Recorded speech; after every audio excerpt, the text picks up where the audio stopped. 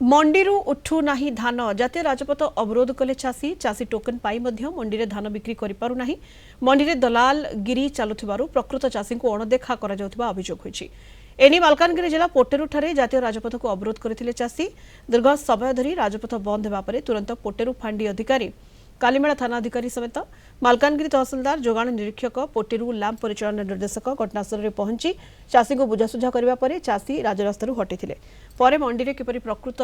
चाषी धान किणा जाय परिबो से नै आलोचना करा जायथिला। गोटे मास गला ये जो धान मंडी पोटरू धान मंडी रे असुविधार सम्मुखीन होछु। धान डेट आसछि मंत्र आम धान दे पारुनो सर जे आज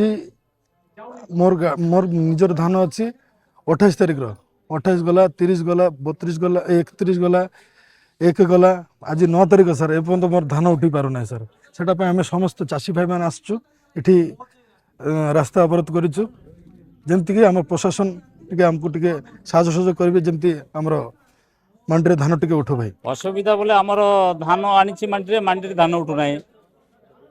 तापर ये कौन हो धान आज ना काली काली ना पर दिन एमती कहूँ धान उठुना जालेरी मैंने सब आसुविपे सब साहय कर सिंची कैमेरा चलाऊना।